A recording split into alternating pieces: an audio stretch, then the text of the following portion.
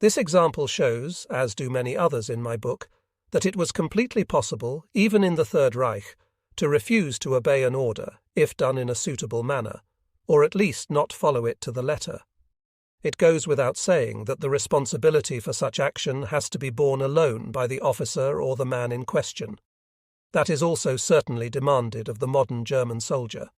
In any event, I would like to see how many officers, especially young officers, will refuse to carry out an order if it should ever come to that again, which no normal human can hope for. Most of the time, they will not be familiar enough with the situation to be able to decide to take this step. We were directly attached to the Army Corps back then, and therefore in the lucky position of having an overview of the fighting in the entire sector. We could thus form an objective opinion. But each of us always had to carry complete responsibility for any operations on our own initiative, especially for the changing of an order or the refusal to carry it out. Enthusiastic acceptance of responsibility is the most prominent characteristic which must be demanded of an officer. That is nothing new, and everyone who was in the war will be able to cite examples of that. If a small fry undertook a tiny advance at his own initiative and the thing succeeded, then he was praised. Under some conditions, he was rewarded. If the operation failed, on the other hand, then he stood in front of a court-martial. Given those conditions, we too were able to make decisions on our own back then. Those were decisions whose necessity later became self-evident. It's clear that such opportunities were offered much less frequently to the platoon leader or company commander of an infantry unit than to a subordinate leader of an army-level battalion such as we were. But that won't be any different in the new armed forces. The requirement to obey only sensible orders stems from false assumptions. It will also be very rare in the future to have people who refuse to obey orders and are then not punished. It has to be that way. Military success is impossible whenever everyone carries out only the order which appears to be sensible and necessary to him, as observed from his perspective. By this time, we were only providing security at the command post of the battalion with which we had conducted the attack at Maruga. When I woke up one morning, Feldwebel Kirscher had disappeared. I asked around and heard to my surprise that I had summoned him while I was sleeping. I had ordered him to move to the front lines and pull security there. I couldn't remember that. I also never would have sent a tank to pull security by itself, especially at night. Feldwebel Kirscher was a good man, however, and drove out there in accordance with my order. I called him back via the radio. A similar occurrence happened to me with a wheeled vehicle driver. He reported to me because I had requested him from the support base to go on reconnaissance. Half asleep, I sent the good man away again and stood there without any means of transportation after I had finally woken up. To avoid further misunderstandings of this type, I dictated that I wasn't to be considered of sound mind until I had stood upright. All of us were so tired back then that we only regained our senses with difficulty after we had fallen asleep wherever we were at the time. Oberfeldwebel del Zeit found the best solution. If I slept somewhere whenever there were a few minutes of time and he wanted something from me, he grabbed me by the collar and sat me upright. Everything was okay then. It really woke me up. Looked at from a present-day perspective, of course, that was a very bizarre method. Our former company commander, von Schiller, whom I had to relieve from command, was transferred back home to a service school as a tactics instructor during this time. He was fortunate that Graf Strachwitz went back to Germany then for the award of the diamonds to the Knight's Cross, and that we had been pulled out of the Nawa sector. I never found out anything about proceedings against him because no one wanted to bring up the unpleasant topic. Only Oberfeldwebel Sveti had been questioned as far as I knew, but otherwise the entire affair appeared to have blown over. As far as I was concerned, it was for the best that way. Von Schiller remained as a special purpose officer in the battalion until his transfer in July 1944. I had been given temporary command of the company. Actually, both of us were probably fortunate that fate had brought us together. Had I had a different company commander, I never would have had such a satisfactory assignment or any of my success. In addition, von Schiller never would have been a company commander for so long if he had received a less circumspect and understanding officer in the company. Anyone else would have probably reported him long before the matter took its own course. He even became a Hauptmann ahead of others, and thus escaped with only a black eye. I believe that both of us are aware of this if we are honest with ourselves. Defensive fighting at Dynaburgin, the night before July 20th, 1944. That is, not too many hours before Oberst Graf Stauffenberg undertook the assassination attempt against Hitler, a report reached us from battalion. It stated that the Russians had broken through northeast of Düneburg in the sector of the 190th Infantry Division and were advancing in the direction of the Düneburg-Rossitten Rollbahn. From 90 to 100 Russian tanks were mentioned in the report. I was somewhat sceptical because I knew from experience that not only drunkards but infantrymen manage to see double, especially when they are surprised at night by tanks. I thus counted on 50 tanks at the most, something one didn't like to hear either. Besides everything else, we were still about 50 kilometers away from Düneburg. The order to move the company immediately toward Düneburg also arrived simultaneously with the battalion report. Our briefing was planned to take place at the entrance to the railroad bridge, which was the only one over the Düne that was negotiable by Tigers. Our company was ready to move in the early morning hours of July 20th. We reached the bridge over the Düne around 11 o'clock. There were 2 additional vehicles from the company on the far side of the river. They had arrived from the workshop freshly repaired. I thus had the handsome sum of 8 Tigers at my disposal. It was a battle strength that we almost never reached otherwise. 5 to 6 tanks were usually out of action due to the enemy or mechanical damage. The cemetery west of the Düneburg-Rossitten Rollbahn had been selected as the resupply point for the battalion. It was about 5 kilometers northeast of the city. We arrived as the last of the 3 companies. We had made the longest march by far. Oberleutnant Bolter and his 3rd company were already finished with refueling and resupplying. He had just enough time to call out to me while driving by. He said I could take my time. "By the time you guys arrive, we'll have already taken care of everything ourselves," he said in departing. I wished him good luck, and then went to the battalion command post to inform myself about the situation. What I discovered there certainly didn't look too rosy. Using massed armoured forces, the Russians had launched an attack in the area of the 190th Infantry Division. They obviously had the objective of reaching the Düneburg-Rossitten Rollbahn, cutting it, and then advancing on the city from the north. They had succeeded in making a deep penetration. Our command still didn't have a clear picture of whether it was a breakthrough. Most of the infantry units were moving, and they had already moved the division command post back considerably. Ivan had quite correctly recognized that the German command had tossed all available defensive weapons into the area around Dynaburg to protect the open flank, which soon reached all the way to Vilna. He also cleverly understood how to tie up these forces. Sometimes he attacked here, sometimes there, using a few armour and infantry units, but never with a lot of pressure.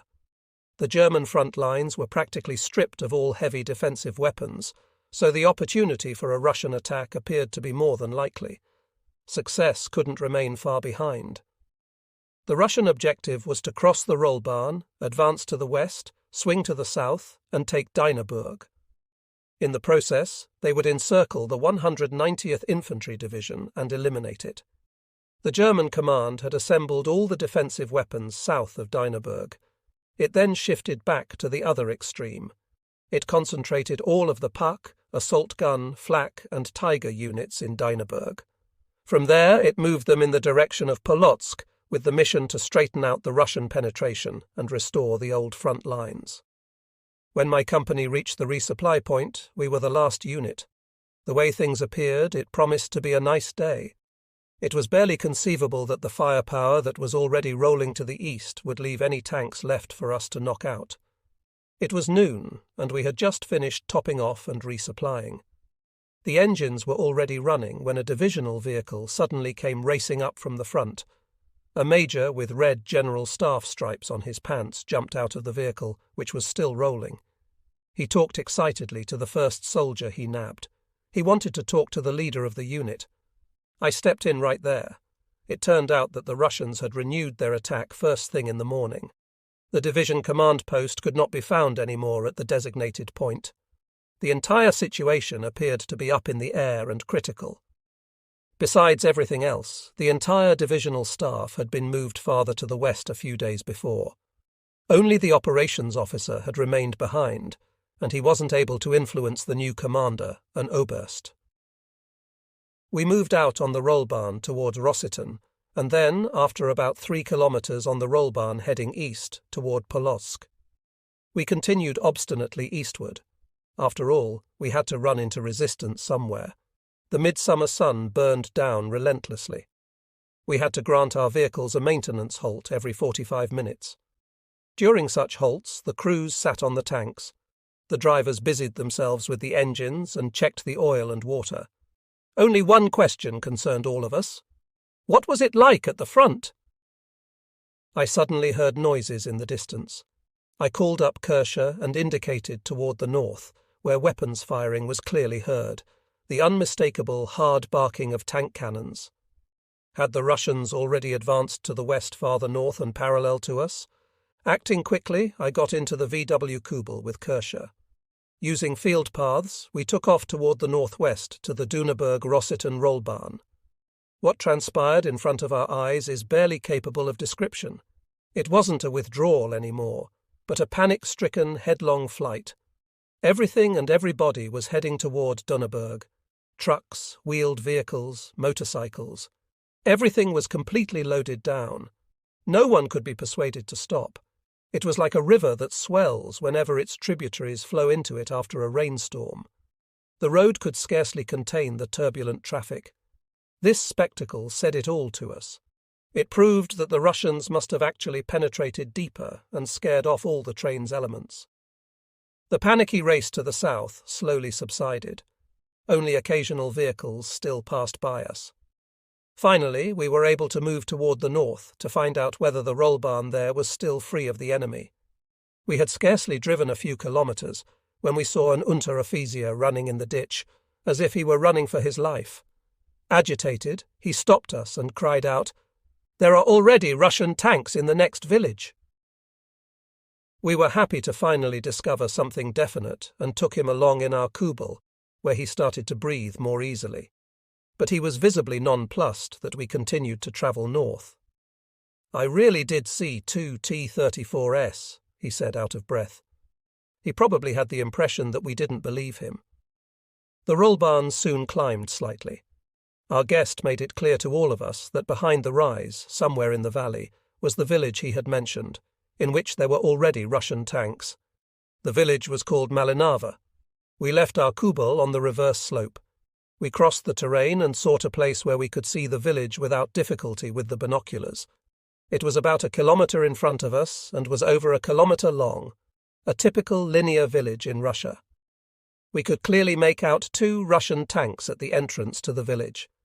They couldn't have been there very long, because movement in the village could still be recognized. More tanks were moving over the Rollbahn. We clearly saw that Ivan was setting his vehicles up to circle the wagons and await the main body. We soon received a new visitor. A motorcycle raced up to us from the south. An Oberleutnant climbed out of it. We then received the information we desired about the firefight that had caused our reconnaissance trip. The Oberleutnant reported that there was an assault gun battalion north of Malinava that had tried to break through to the south. The commander had ordered the village attacked, but the only result had been the total loss of 7 assault guns. Using the motorcycle, the adjutant was supposed to try to get through to Düneberg at all costs and request a unit from the south that would hack his battalion out. Full of despair, he was now returning from Düneberg. He had found out that there were no more armor-defeating weapons in Düneberg. I was able to raise the crestfallen man's spirits when I suggested to him that he should link up with us and wait to see what happened. It would not have made any sense for him to detour around the village, sweeping farther out to the west and looking for his guys. I promised him that he could drive on the Rollbahn to his commander in 2 hours, at the latest. We then raced back to the company as quickly as possible and let our reconnaissance NCO off at the Rollbahn. We didn't have any more time to lose. I led my company up to the village along the route we had just reconnoitred. We then stopped and I discussed the operation with the platoon leaders and the tank commanders. What I said back then remains in my memory to this day. We are completely on our own. Besides that, the situation is completely unclear. It would be too dangerous for us to attack the village online. We have to get through this without losses, if at all possible. Behind the village, an assault gun battalion has already suffered heavy casualties, but that's not going to happen to us. We're going to orchestrate everything as follows. 2 tanks will drive into the village at full speed and surprise Ivan. He must not be allowed to fire a shot. Lieutenant Nienstedt will bring up the remaining 6 tanks. Herr Nienstedt, you will remain on the reverse slope until I give you further orders. Let's just hope that the patron saint of radios isn't sleeping. Herr Nienstedt, this is your first operation with us. Remember one thing more than anything else. As long as you are patient, everything will work. The first 2 are Kirscher and me. Everything else should be obvious. What will happen later will be determined by the situation as it develops. That was our short orders conference, and that was all that was needed. I then took my track mate aside and discussed everything with him that was important. Complete success was dependent upon our penetration into the village, Better said, upon our surprise. I'll lead, and both of us will advance to the centre of the village as quickly as possible, where we will quickly get our bearings. You will orient to the rear, and I'll orient to the front. We will then take care of anything that stands in our way. I estimate that at least 1 company is in the village, unless the rest of the Russian battalion has closed in the meantime. I patted Kirscher on the shoulder. After a short, "Let's go." We were sitting in our tanks. We quickly checked our radios, and the engines were started up. In a flash, we were over the slight rise and in the Russians' line of sight. My driver, the outstanding Berish, got everything out of our crate that he could. Each of us knew at that point that only speed was decisive. Both of the Russian tanks covering toward our side didn't initially react at all. Not a shot was fired. I immediately drove just past the centre of the village. It is difficult to recount what took place after that, due to the abrupt and lightning-fast chain of events. Kirscher, who had approached the village about 150 metres behind me, noticed that the turrets of both Russian tanks were moving. He immediately stopped and knocked out both of them. At the same instant, I also began to mop up on the other end of the village. After Kirscher had closed on me, he radioed and pointed to the right. A Stalin tank was broadside to us next to a barn. It was a vehicle that we hadn't yet seen in the northern sector of the front. We were startled for a moment because the tank was outfitted with an extremely long 122mm cannon. This was the first Russian tank cannon with a muzzle brake. Moreover, the Stalin tank looked somewhat similar in its shape to our King Tiger. After I initially hesitated, just as Kirscher did, it occurred to me immediately that only the running gear was typically Russian. I fired, and the tank burst into flames. After this short digression, we finished off all of Ivan's vehicles in the village, just as we had arranged earlier. Kirscher and I later had to laugh, because we had thought for a moment that we had a King Tiger in front of us that had been captured by the Russians. In the heat of battle, however, such things could sometimes come to pass.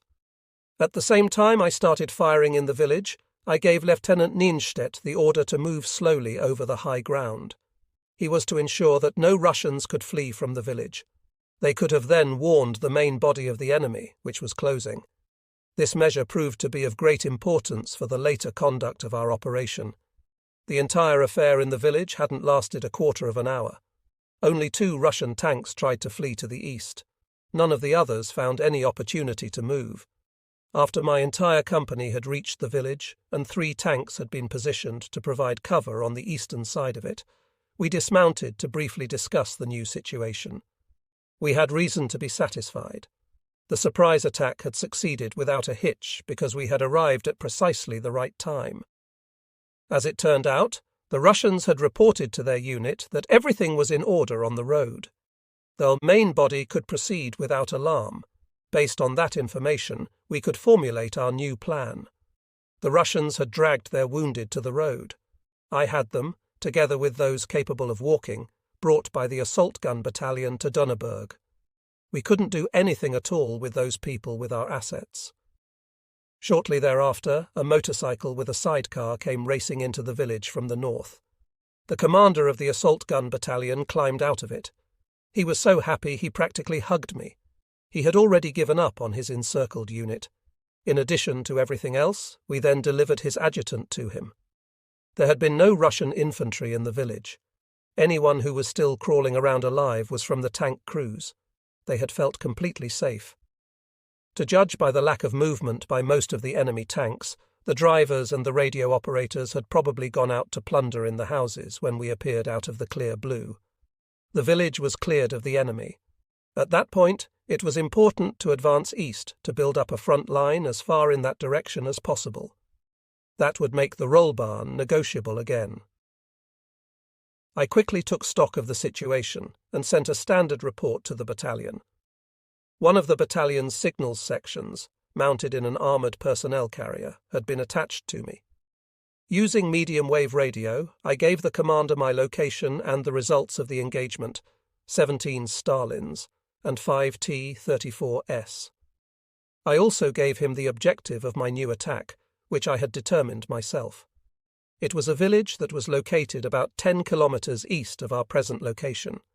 I then additionally requested that the scattered elements of the infantry division be gathered together.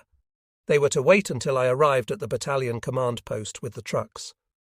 In the short time that all of this happened, my covering tanks had noticed that 2 Russians were attempting to get away from one of the 2 Stalin tanks that had fled a few hundred meters farther to the east. They moved extraordinarily well in the terrain, and one of them had something that looked like a map board under his arm. One of my Tigers drove after them, but it only brought back the map board. The Russian officer, a major, had shot himself at the last minute. He was the commander of the 1st Tank Brigade, Joseph Stalin, as we determined later. His comrade had been mortally wounded. The major was a hero of the Soviet Union and wore the Order of Lenin on his breast. I had never seen that award up close before.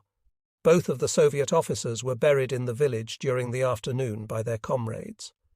I discovered that the next day when I came back and pulled security near the grave. The major's maps were very informative to me because the intended advance of the Russians was shown in grease pencil. According to them, this Russian battalion was supposed to advance toward Dunneberg on the Rollbahn after the arrival of the remaining companies. At the same time, another battle group was supposed to advance past Dunneberg to the north to reach this city from the northwest. It will be shown later how little this important map was used by our higher headquarters. After we had passed on the necessary report, we moved east along a small field path, which led to the roll barn from the southern end of the village.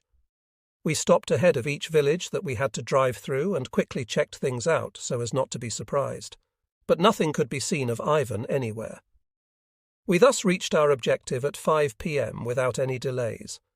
The village I selected on the map was about 10 kilometres east on the Rollbahn from the tank graveyard that we had just established. A small brackish creek flowed north past the edge of the village. A decaying wooden bridge, which could not possibly hold a tiger, crossed it. I set up my tank on the edge of the village. I had the men camouflage it well.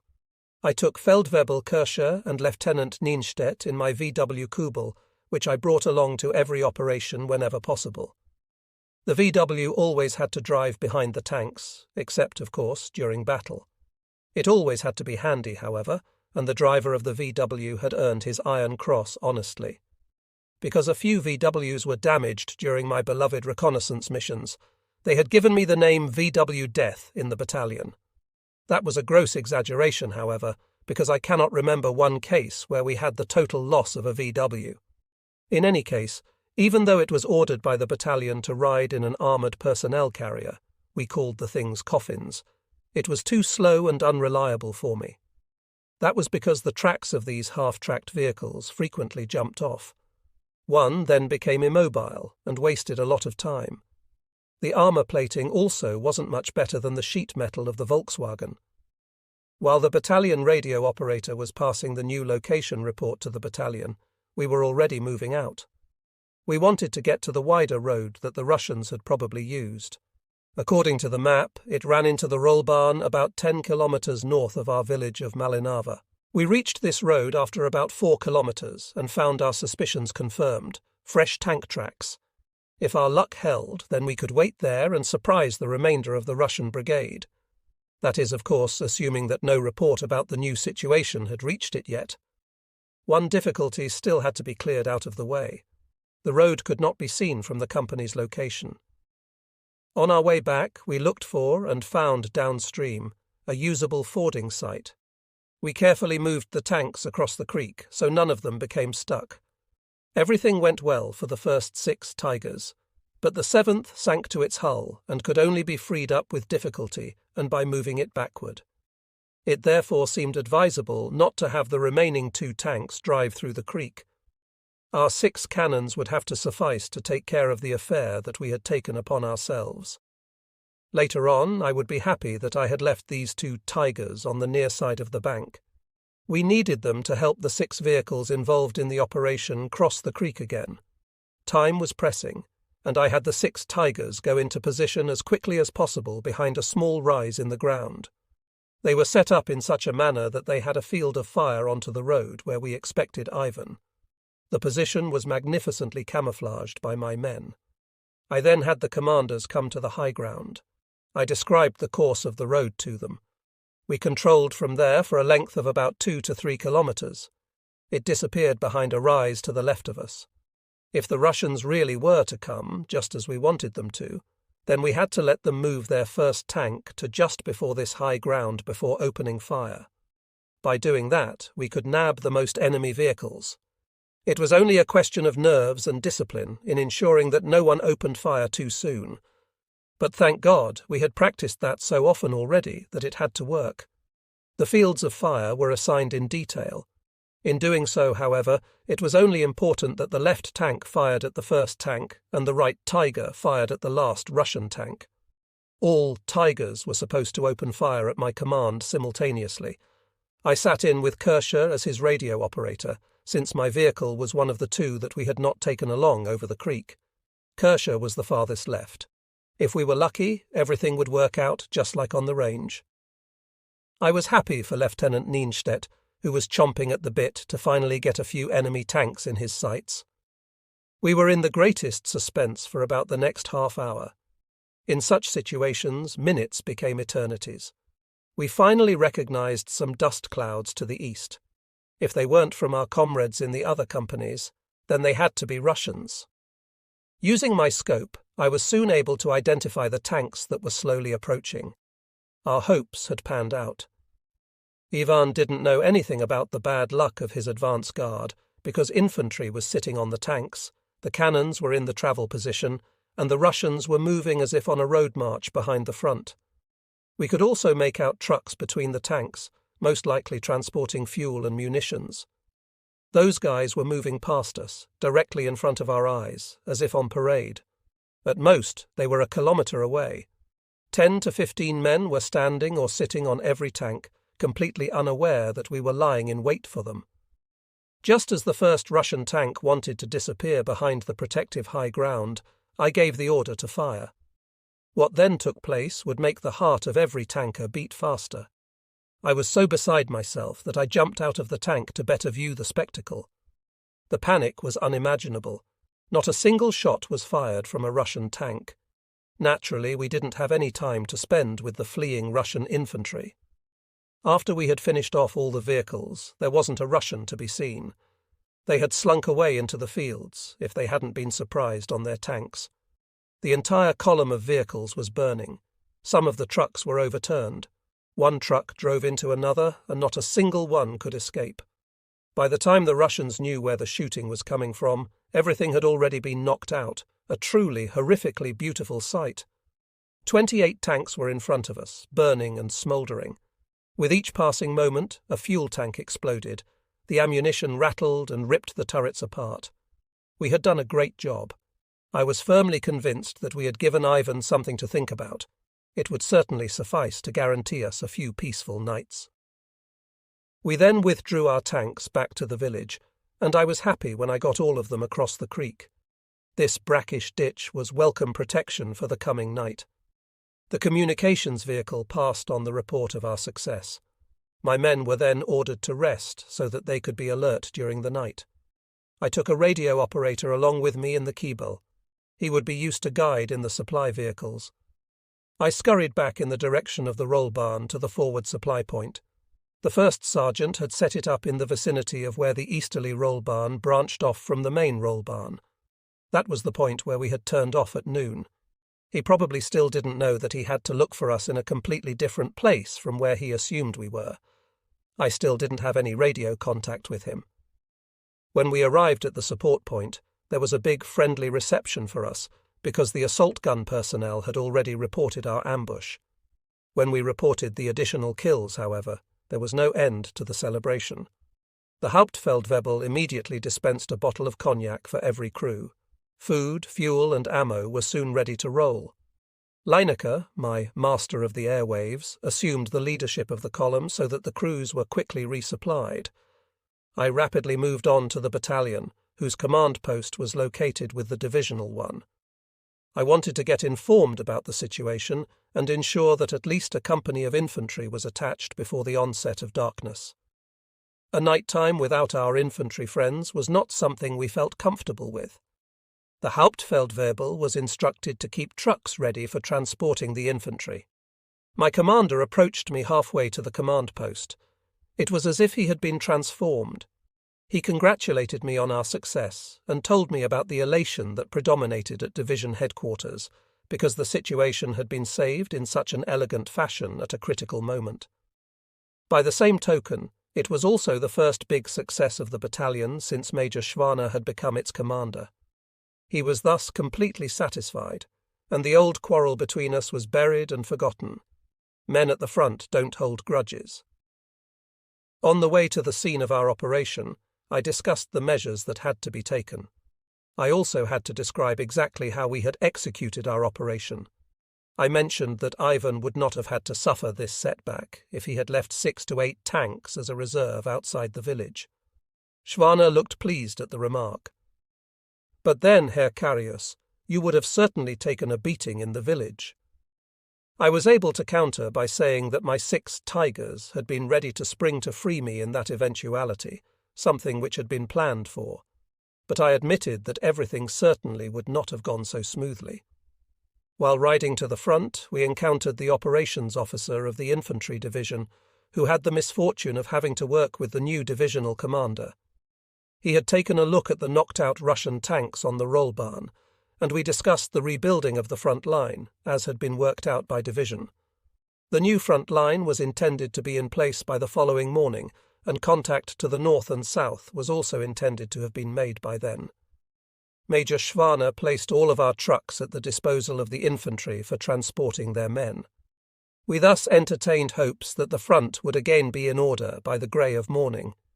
We then drove on to the first objective of our attack, Malinava, where some of the tanks were still smouldering. We inspected a Stalin that was, to a certain extent, still in one piece.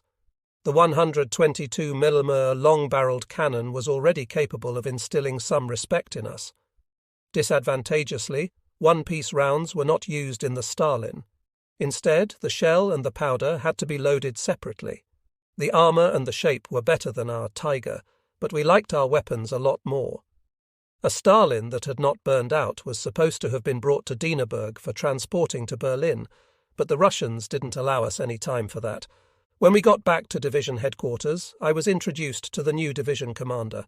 It was an Oberst who had been the commandant of one city or another in East Prussia or in Lithuania. He thought he had discovered the strategist in himself. He was a man who never allowed a word in edgewise from his operations officer, who had been in a combat division on the Eastern Front from the beginning.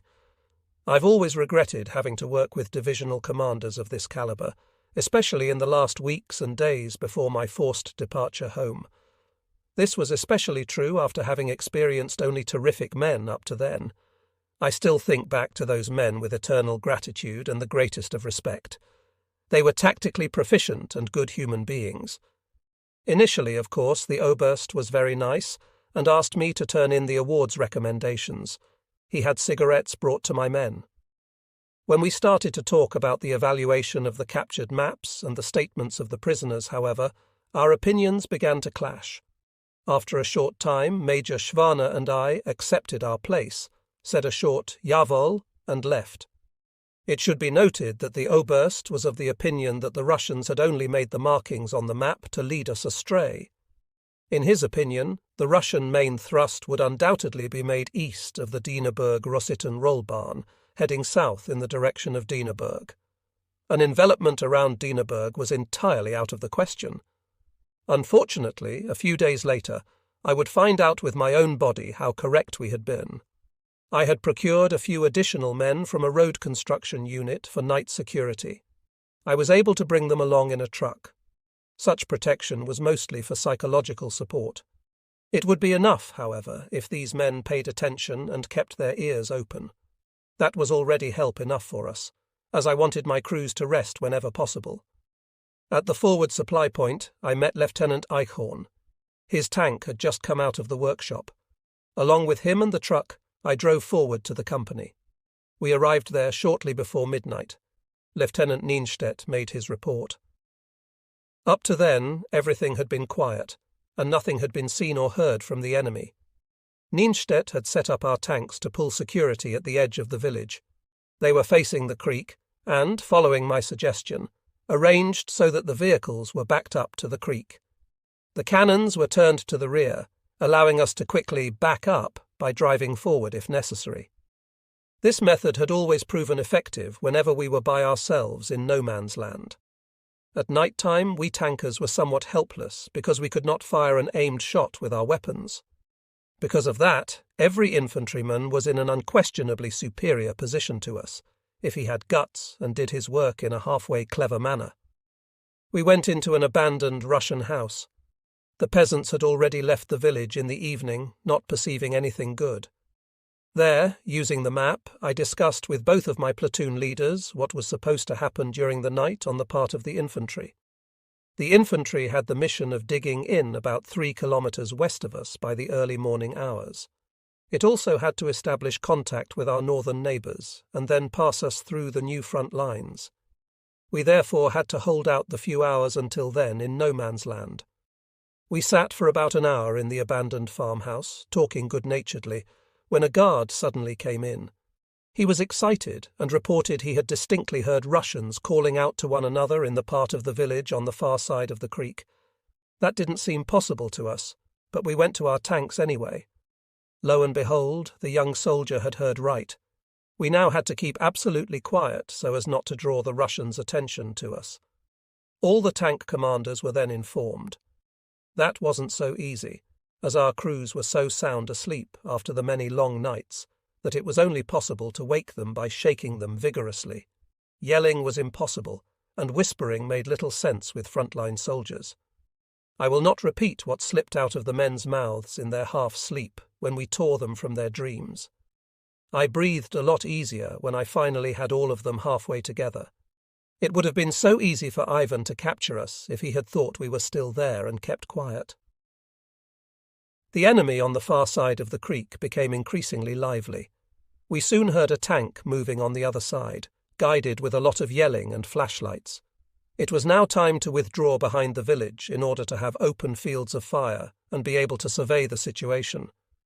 After all, it wouldn't take much longer before the first Russians crossed the little bridge toward us. We let loose with a barrage of fire from all vehicles simultaneously. I would have been glad to see the dumb look on Ivan's face. We then drove out of the village. After about 600 to 800 meters, we set up a new position to wait there until morning so that the infantry behind us could dig in undisturbed. Using tracers, we shot a few houses in the village into flames. That way we wouldn't be surprised and could also see something. Except for a few mortar barrages, we generally had quiet. Only a single Russian tank fired wildly in our direction, without precision and much too wide. It was apparently the tank that they had guided in earlier. Lieutenant Eichhorn aimed at the muzzle fire, and after the third shot, the Russians literally flew into the air. Pure luck. When morning dawned, we heard heavy armour noises to the east and northeast, but no Russians let themselves be seen. At daybreak, we drove back the same way we had come and found our new front lines already occupied. I established contact with the commander of the infantry battalion. I had 2 vehicles remain with him. 2 other vehicles were placed with the neighbouring battalion. I took the remaining vehicles with me to the Rollbahn. We set up to screen in Malinava, where the Russians had been 20 hours before with their screen. The day was completely quiet, but we knew that Ivan was preparing again. It was the calm before the storm. The continuous sound of heavy armour could be heard in the wooded terrain that began 1 to 2 kilometres northeast of us. We waited for the Russians to start the attack. We were mistaken, however. We were not subjected to any more attacks there. We only saw occasional figures who took a look at us using binoculars from the edge of the woods. Whenever they became too bold, we sent a few steel greetings over to them, and the rascals then disappeared into the woods. The wildest rumours spread the following night. Russian cavalry had broken through, and enemy tanks were attacking, among other things. But the Russians weren't even considering running up against our defensive front. Unfortunately, we made it much easier for them later when the front at Dieneberg was shifted and the Rollbahn evacuated. The situation was as follows. The division had set up all armour-defeating weapons, assault guns, Tigers, anti-tank guns and anti-aircraft guns, along the road that went from my supply point toward Polotsk. These were to turn back the anticipated Russian attack to the south. Someone was located every 50 to 80 metres and waited for Russian tanks. But Ivan didn't come. The next day also went by quietly. The Russians brought more and more tanks into their assembly areas, however. A Stalin played a dirty trick on me when it shot off my right drive sprocket. I didn't find that out until I wanted to back up after the unexpected concussion and explosion. Feldwebel Kirscher identified the guy right away. He also hit him in the front, but our SS Enum cannon couldn't penetrate the heavy armour of a Stalin from that angle at that distance. Despite that, the Russians still preferred to withdraw. July 23rd didn't bring the expected attack either. An unusual quiet reigned on both sides. The only surprise attack against us came from 2 propaganda men who came racing up in a divisional Kiebel. They inquired their way through to my tank and asked about my particulars. They wanted to gain insight into the situation. As the first mortar barrage arrived, however, they had heard enough. They disappeared as fast as they had arrived. I could barely recognize the situation anymore in the report about our operation that circulated through the press. There was so much shooting going on, and we tankers were so brave. If my name hadn't been mentioned in the report, I really wouldn't have recognized our operation. Unfortunately, this type of reporting is still par for the course even today. Apparently, a reporter is seldom found who understands how to portray a situation factually and soberly, and in a manner that corresponds to reality. A report reached me the following night that our immediate high command had decided to pull back our main line to a position north of the Dieneberg-Polotsk Rollbahn by dawn. The line that we had previously held with great effort and difficulty was shifted. It had run from north to south and was subsequently intended to run from east to west. As I discovered the next day, the line ended at the last houses northwest of Dieneberg. An SS Mem anti-tank gun was posted there, which had no contact to the east or west. The latter instance could not have pleased the crew because absolutely no one else was to the left of them. I immediately drove to the division command post after receiving the report. It was at the fork in the road north of Dieneberg where the Rollbahn to Polotsk and the one to Rossitten met. It was thus at the point where we had departed east a few days before. I also met my commander at the command post. We briefly discussed the new decision of the division commander and then immediately called on him. We wanted to ensure that at least the bridges over the culverts under the road wouldn't be demolished. It should be noted that all of them had already been prepared for demolition. During my nighttime trip, I had seen that an engineer was next to every bridge, just waiting there until he could blow the thing sky high. That would mean, however, that my Tigers couldn't return. After this conversation, there was nothing left for me to do but drive immediately to our forward supply point in my Kiebel. There, I picked out a number of my men and posted one at every demo site. He had to delay the premature demolition of the bridges by our engineer friends. I was completely against the demolition of the bridges if we had to shift the front lines back, because we wouldn't be able to control the Rollbahn anymore. Ivan could move west over the road without danger to his flanks, something that we had always been able to prevent until then. Despite support from the operations officer, our arguments to the divisional commander were not successful. The high-ranking Herr desired that we, together with countless other weapons, should await the Russian attack that he anticipated would come from the north, east of the Dieneburg-Rossitten Rollbahn. One didn't need to be a fortune-teller to see that this attack would never come. It was as clear as daylight to me, and to every soldier who used some reason, that Ivan would cross the road as soon as we had pulled our tanks back. He would do this without being noticed by us, let alone being hindered. He would then detour around the city of Dieneburg from the north and take it from the northwest. There wasn't a single German soldier there, much less armour-defeating weapons. The Russians could thus advance into the city without any enemy contact and take the bridges. They would then have us in a pocket one more time. I got my tanks back into the new line just in the nick of time at dawn, before the demolitions began. The explosions clearly showed the Russians, in case they hadn't noticed it already, that we weren't there anymore. They could move out at their leisure. Meanwhile, I still didn't want to come to terms with this type of suicide. In the early morning of July 24th, I once again spoke to the division. I requested they allow me to pull my company back in order to block the Dieneburg-Riga Rollbahn. Even this request was not granted. At that point, I lost my patience. I asked Major Schwaner to release at least 4 of my tanks and order them to that position. As logic dictated, he agreed and had me move with these 4 tanks. After all, there wasn't anything to be gained there at division. I also knew, however, that my Tigers would be sorely missed elsewhere. I pulled Feldwebel Kirscher, Oberfeldwebel Göring and Lieutenant Eichhorn out of the line. I had them wait at the cemetery at the Rollbahn, where we had refueled a few days before. The headquarters company was still at the same spot and could resupply us right away.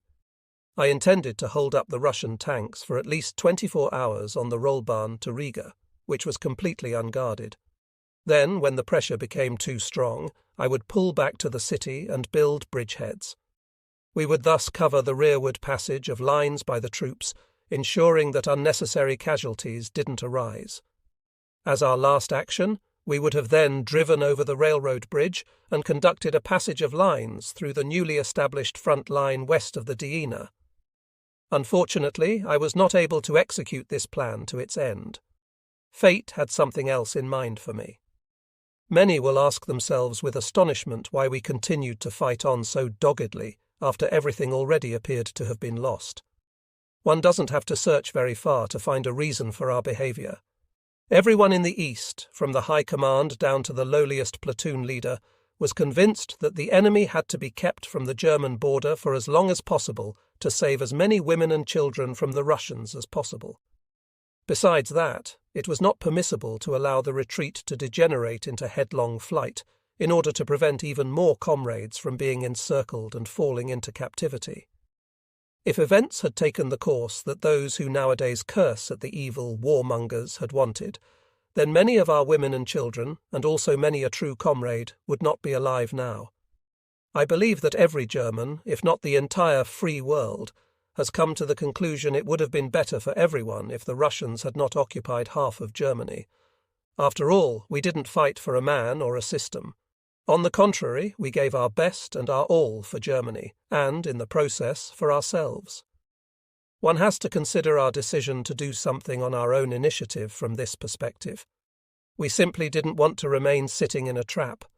The army had to get back over the Diener, and because of that, the crossing points had to be kept open. On the morning of July 24th, a day I'll never forget as long as I'm alive, I was with the 4 tanks resupplying at the headquarters company. Major Schwaner had also shown up. Once again, we briefly discussed the operation as I conceived it.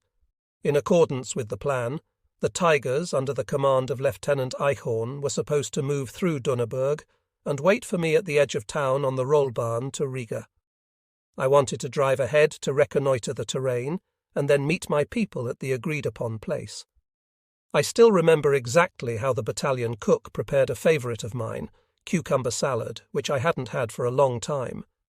Major Schwaner jokingly said to me, "Carius, don't eat so much, that's not good for a stomach wound." As he had done so often before, the commander also threatened that he would punish me if something should happen to me during my cruising with the VW and motorcycle. Fortunately, neither of us knew how right he was that time. This day would mean contact with the enemy in the truest sense of the word. Unfortunately, the last running Volkswagen in my company was disabled. I therefore moved out with the medic's motorcycle and sidecar. The medic himself steered. This vehicle didn't bother me. I had never believed in superstition. I also wouldn't have been any better off with another vehicle. There was also an incident that wasn't without its comic side. In the early morning hours, the driver of my Volkswagen Kubel had come running up to me out of breath. He excitedly told me that he had been knocked out by a Russian anti-tank gun. The motor was destroyed, and he had left the vehicle standing on the roll barn. It would have been very unpleasant for me if he had really been right. I then carefully drove back the 2 kilometres, dutifully staying on the alert, and waited for the first hit that the anti-tank gun would deliver. Nothing stirred, however, and we were finally in front of our Volkswagen. I carefully got out to see from which side it had been hit. I couldn't find any penetration. However, a puddle of oil on the ground led us to solving the puzzle. A piston had penetrated the oil pan. The bang in the middle of the night had shocked the poor guy so much that he only thought he was hit. He disappeared in a flash. That could even happen to an old vet. Nobody needs to be embarrassed if something similar should happen to him. The worst thing about the entire matter was that my last Keeble was out of commission. Riding the motorcycle, I drove through Dienerberg and then northwest on the Rollbahn to Riga. After a journey of about 8 kilometres, we turned off the road to the northeast and went through a few small villages. We crossed a railroad track and then had the wooded terrain in front of us. It extended north of Dienerberg from west to east as far as the Dienerberg-Rossitten Rollbahn. There was nothing to be seen of the Russians far and wide. En route, I met Oberleutnant Wolf, who led the battalion's reconnaissance platoon. He had just come back from the woods and had covered the same route that we intended to do, but in the opposite direction. I asked him to wait with my tanks, which had probably already arrived at the northwest outskirts of Dienerberg. For the evening, I invited him for some sauerkraut and dumplings, his favourite meal, which my mess personnel had promised me. This invitation possibly saved my life, a fact which I wasn't to discover until later.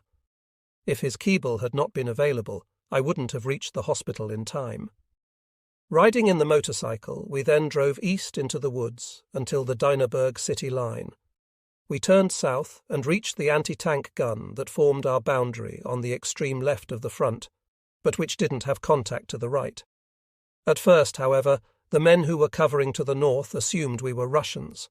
They recognized us, thank God, just in time.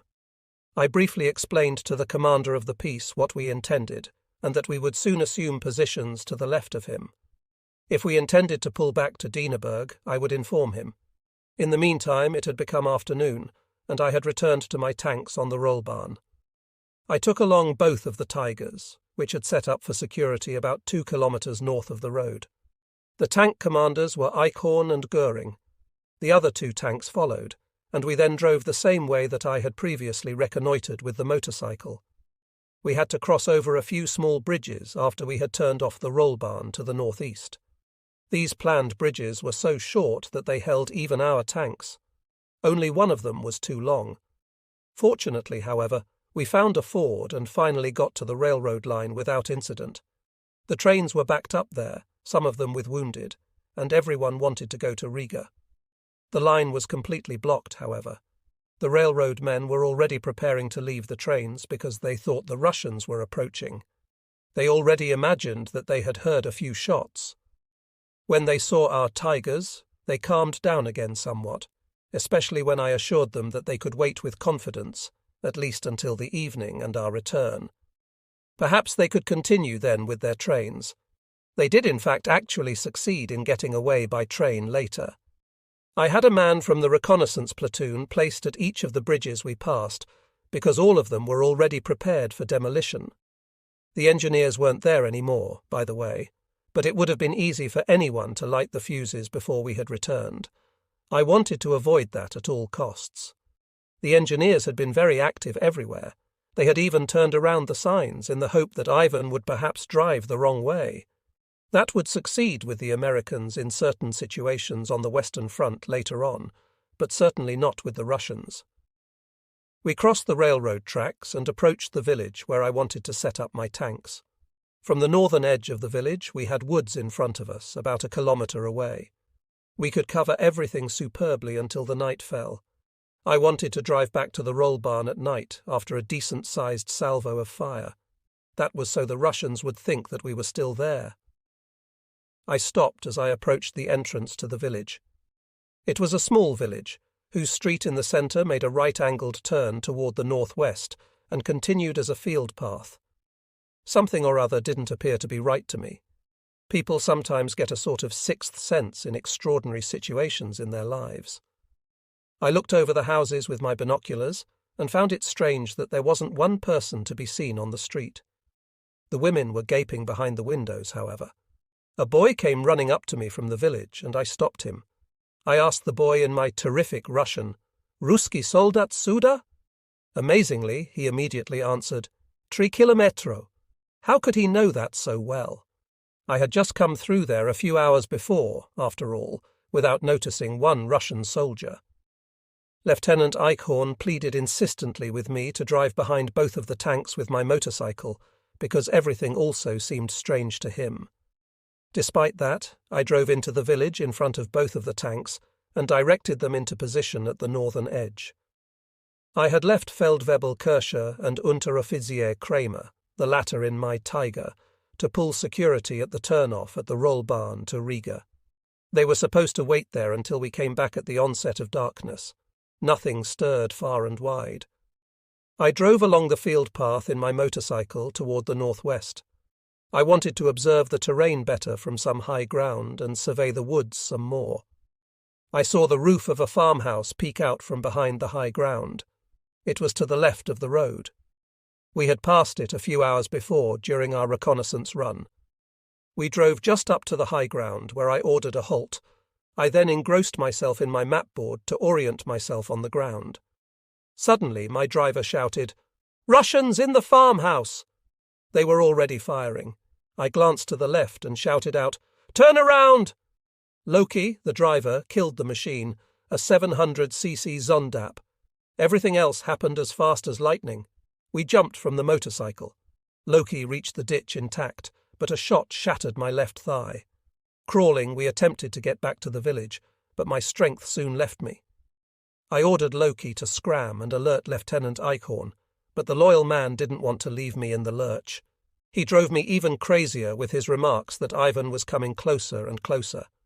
Every time we raised our heads over the edge of the road, the Russians fired like crazy. I shouted out Eichhorn's name again and again, as if he could have heard me. But people do many senseless things at such moments. Despite my wound, I slowly crawled on as best I could. The Russians, however, came closer and closer. They certainly hadn't noticed our tanks because they couldn't see into the village from the farmhouse due to the high ground in between. I had also lost my mapboard in the meantime. My ever-present field cap had already fallen off during the jump into the ditch, a bad sign.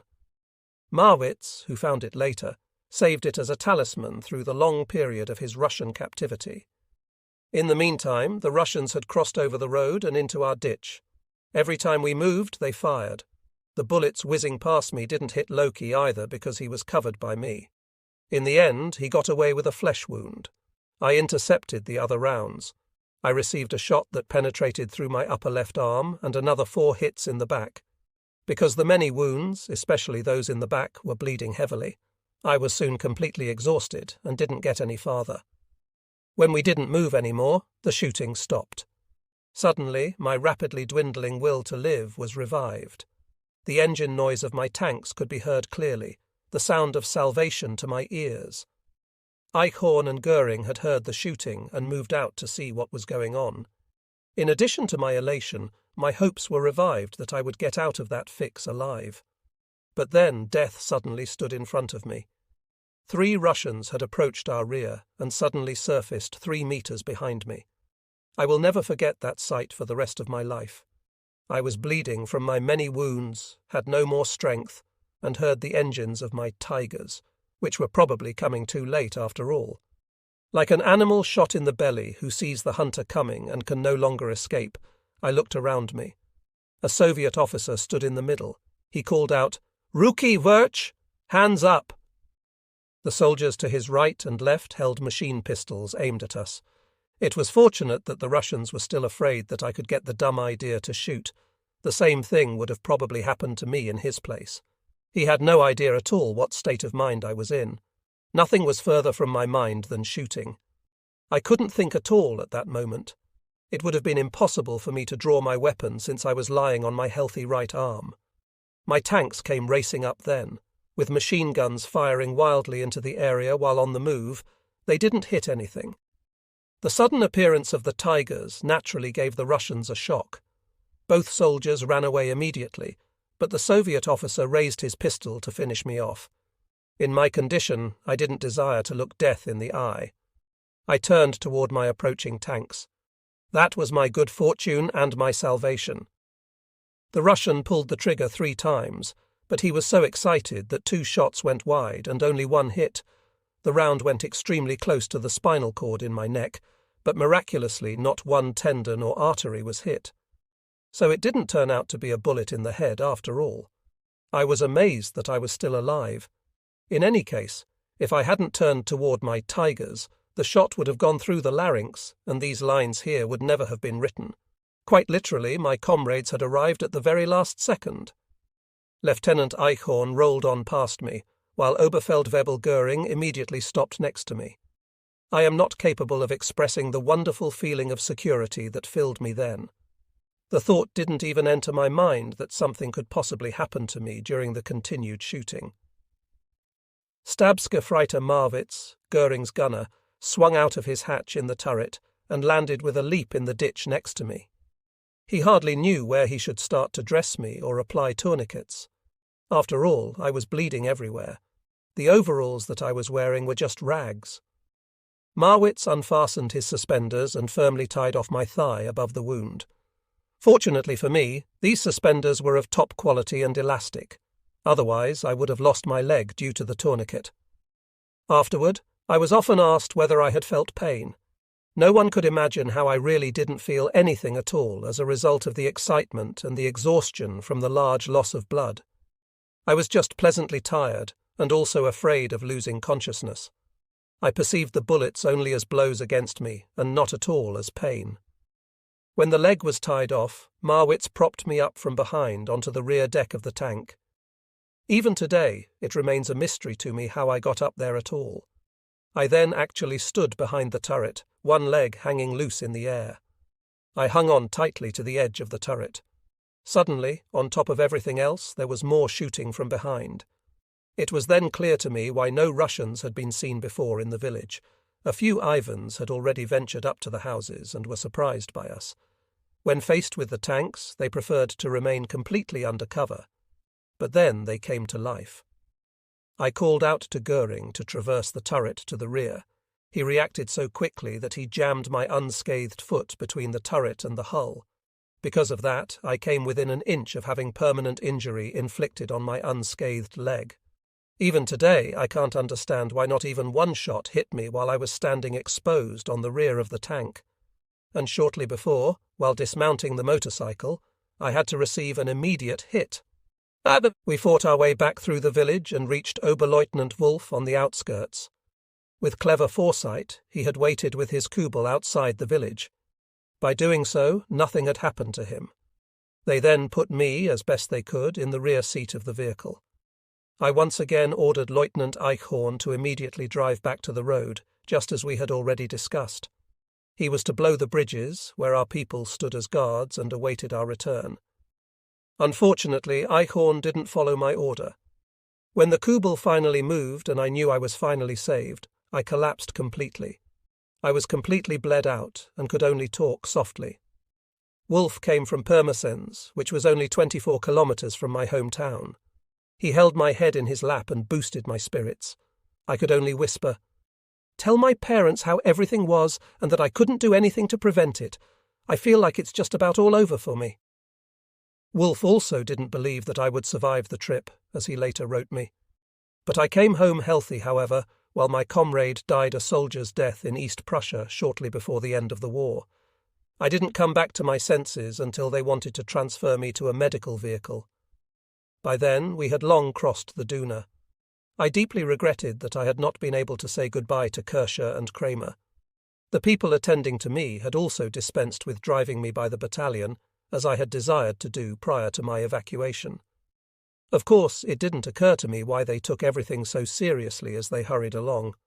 In my misery, I also didn't receive anything to drink, although I had a terrible thirst after my large loss of blood. The conscientious medics were afraid, however, that I could have a stomach wound.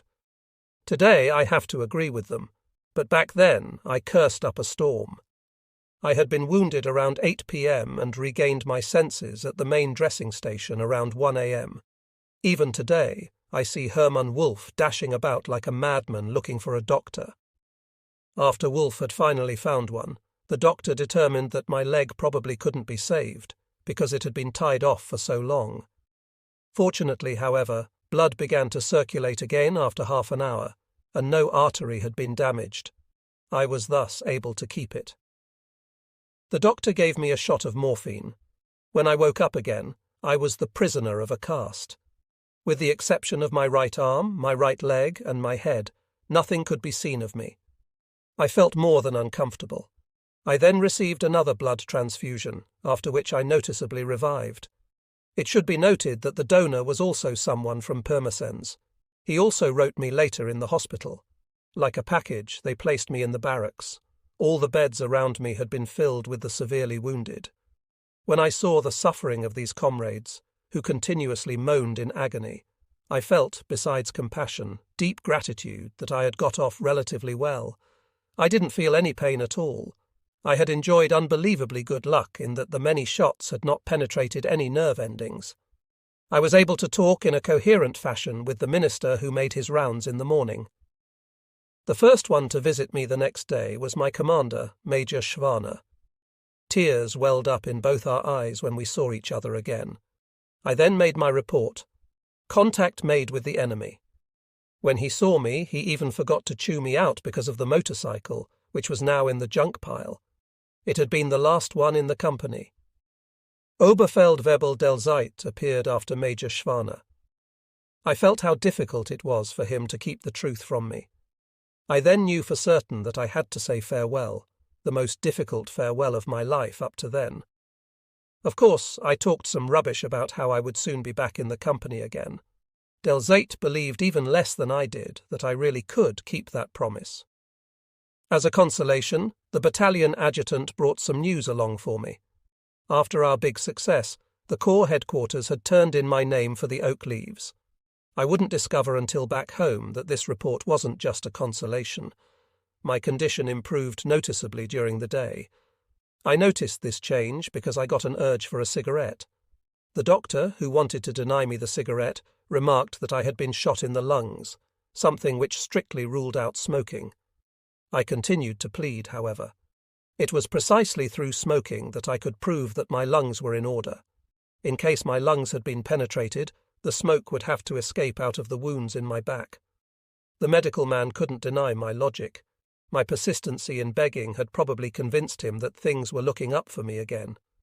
I continued to grumble about my fate, however. I simply couldn't understand why I had to get shot right then, when my fellow soldiers needed me so much. On the day I was wounded, of all days, I had officially been named company commander by battalion order. Unfortunately, the pleasure of receiving that post had been of short duration.